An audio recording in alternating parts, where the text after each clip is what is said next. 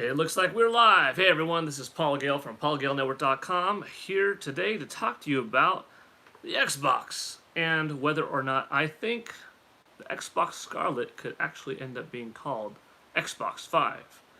So, if you've heard me talk before, whether it was on my website, PaulGaleNetwork.com, or on one of my other YouTube discussion videos where I happen to briefly talk about this subject, or in a forum somewhere on Twitter, whatever, you know that, yes, that is where I stand. I think that Microsoft has a good reasoning behind themselves, possibly, to come up with the name Xbox 5 for their next machine, coming out sometime holiday 2020, call it middle of November, right? Now you might think, well, how does it go from Xbox One to Xbox 5? What about 2? So there's a little bit of a backstory, and it's kind of weird. It begins in November of 2001. Microsoft came out with a brand new machine, their first machine, not helping Sega develop the Sega Dreamcast, but their own first console on the market, which was called Xbox. Okay, that was 2001. Xbox came out a couple of days before, in North America at least, before the Nintendo GameCube. Nintendo was already a well-established brand in the industry. They didn't stick to a particular... I'm getting tongue-tied. Nintendo didn't stick to a particular number naming theme. They went Nintendo, Super Nintendo, Nintendo 64, Nintendo GameCube. It's not like 64 existed and then the next one would be 65. No. Nintendo had their own thing.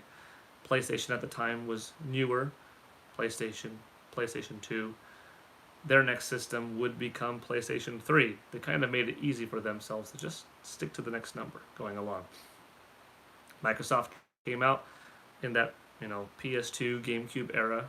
PS2 came out the year prior in October of 2000, at least in the United States. And it was a pretty even playing field. It was understood that Xbox was going to be something new.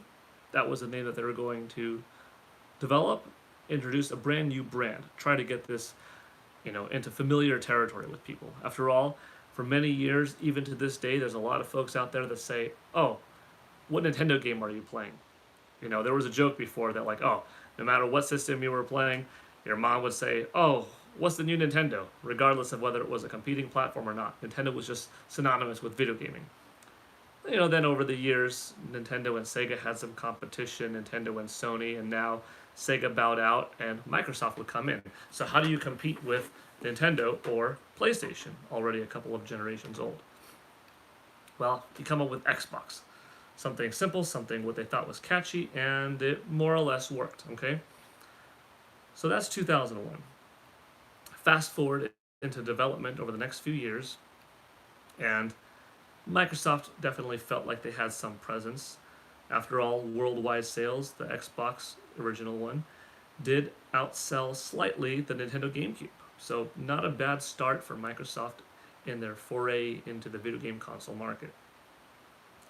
They knew, however, that if they simply named the Xbox successor Xbox 2, that even if it came out in 2005, in which PlayStation's next system, the PlayStation 3, would come out in 2006, and at the time the then unknown name of Nintendo's Revolution, which would come out being the Wii, not even the Nintendo Wii, just Nintendo's next system was called Wii. Microsoft felt that if they named their system Xbox 2, it would look lesser than PlayStation 3. The hardcore video gamer, if you're probably watching this, you're one of those type of people that are scouring the internet for news and clues and rumors and having active discussions on YouTube and in forums with one another. Those couple of million people would know the difference that, like, just because this is Xbox 2 doesn't make it less quality than PlayStation 3. But for the mass market, when you're in the store and you're looking at something to get for your kids over the holiday season or for yourself, entertainment room, whatever, numbers being greater usually imply further down the line it's better, right? So Microsoft knew they couldn't call it Xbox 2. They actually were for a while considering calling it Xbox 3. Just skipping 2 altogether, just go with Xbox 3. That way you had Xbox 3, PlayStation 3, and Wii. They even came up with a potential idea behind explaining why is it called 3. Because it emphasizes 3 pillars of entertainment. You know, it could play DVDs, it could play games, and it could do streaming. Something along those lines. So to give it a kind of a little bit of a nod that, yeah, it's number 3 because of these kind of 3 things that it does. But they end up going with Xbox 360. All encompassing. It's got your entertainment, your DVDs, your movies and games, their streaming, internet capabilities, all in one box. The Xbox 360, right? So that's why they kept it for their second system. 4 years later, in 2005, Xbox had a short, lifespan. So they kind of pulled their own thing, but kind of a Nintendo thing, sticking to a number that made sense at the time. Nintendo 64, 64-bit, 360, trying to be different on its own right, but also having a meaning behind what 360 meant, globe, all-encompassing kind of thing. But that also meant, well, what do they do the next time? So, 8 years later, fast forward, 2013, the Wii U launched before. Wasn't a good choice on Nintendo's part in naming it Wii U. It was a little bit confusing. I understood, but see, I'm a part of those hardcore gamers. I was at the Nintendo press conference. I saw Reggie Fils-Aimé on stage live in Los Angeles at the then called Nokia Center, across the street from the LA Convention Center where E3 was being held. And I got Wii U. I understood what it meant, why they were doing it. But I had a feeling early on as I was speaking with my Nintendo friends that consider changing the name. I don't think the name is going to stick. But regardless of Nintendo at the time, PlayStation would once again have PlayStation 4 come out in 2013. Xbox, now what are they going to do? So they came up with Xbox One. You're all in one place for gaming. All in one. Kind of like a Glow, kind of like 360, right? So made me think, well, what is Xbox going to do next? They didn't go 720. They went with Xbox One. I knew they weren't going to do 720. They're not going to go Xbox 2, just like they didn't go with 720. They're not just going to double it. They're going to come up with something either, in my opinion, all-encompassing again, like Xbox Globus, Xbox Globe, Xbox Earth, Xbox Ball. No, it's not going to be Xbox Ball. But it would be kind of funny, right? Xbox Ball. It's a box and a ball. It's a cube and a ball. Very interesting. But no, what are they going to do? And then Microsoft did something a little bit different, where 4 years into the Xbox One's life cycle, from November 2013 to November 2017, they released the Xbox One X. Not officially a successor console. It didn't play games exclusively on it that you could not experience on the original Xbox One or the Xbox One S that came out, at that 2-year, 9-month mark after the original Xbox One came out. No. This was a significantly more powerful, upgraded model. You're going from 8 gigs of RAM to 12 gigs of RAM, 1.3 teraflops to 6 teraflops. It's a much beefier system. Bigger hard drive out of the box. Controller stayed largely the same, but with some improved texture on the grips and whatnot. But you could look at it and say, well, timing-wise, the Xbox One X came out 4 years after the Xbox One. It was those same 4 years in duration that happened between the original Xbox and Xbox 360. So time-wise, you could say there's evidence that Microsoft could say, well, the Xbox 360 happened to be a long 8-year generation platform, but the Xbox One was divided into Xbox One for 4 years and the Xbox One X, going from November 2017 to November 2020, when, 3 years later, the Xbox 5 is going to come out. After all, like I said, that 4-year mark between One and One X is the same as it was before with Xbox and Xbox 360. So there's a point for that. The power level boost, and I'm talking about retroactive decision making on Microsoft's part as to why they may call it the Xbox 5.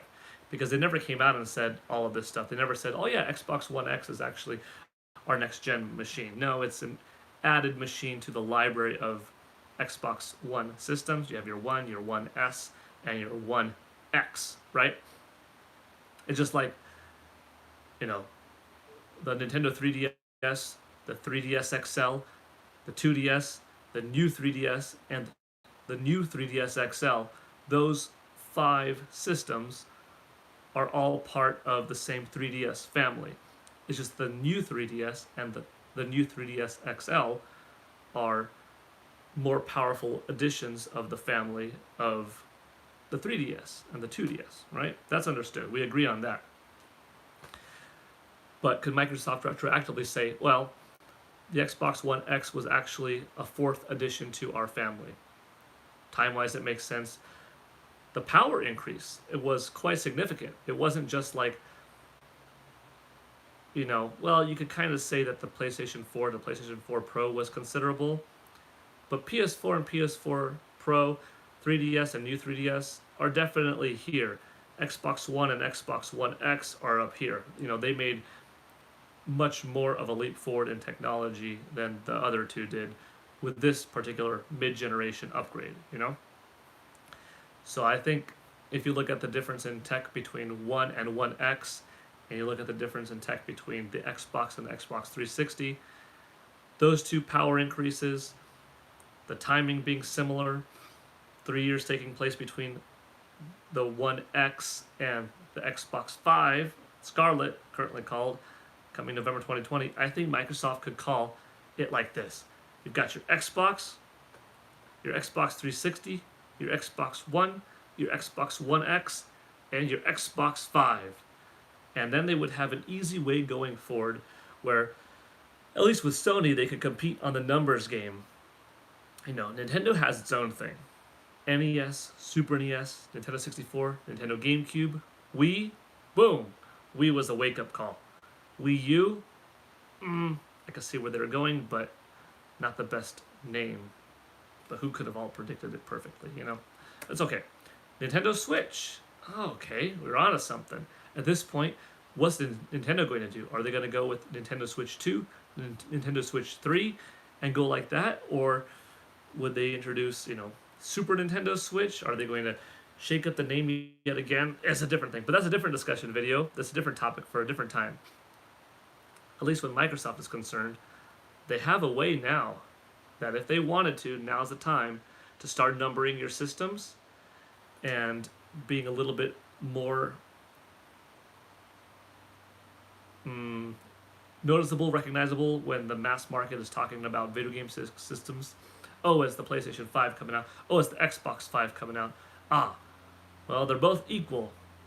You don't have to come up with a clever name anymore. They're both equal, comparable amounts of power.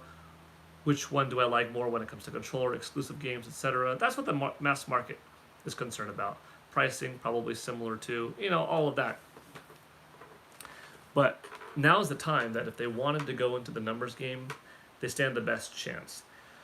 Or, if you don't like that, I don't agree with you, Paul. I'm not there with you on the retroactive name thing, considering the One X a part of their 4th, system instead of just an upgrade to the 3rd and the other stuff you said. I don't like that. Well, they could do something like what they did with Xbox 360 and Xbox One. All-encompassing thing, right? Xbox 5. It's a hand. A hand. It closes in around all things. The 5 components, of 5. Like, literally. You could say that a hand could hold all of it. A hand could do everything. You could come up with a clever logo where it's V, but it's a peace sign. So you get the V, but you also have the 1, 2, 3, 4, 5 fingers holding it. I don't know, something like that. Probably not. or they could go with a Xbox FIVE, and this system has your 5 elements behind it in gaming, in internet access, in social media access, you know, uh, Blu-ray DVD technology, 4K Ultra HD technology that it has the capability of playing, and your Xbox 5 exclusive titles. Or it can play your Xbox games, Xbox 360, Xbox One, your Xbox One X enhanced games, and your Xbox 5 exclusive games.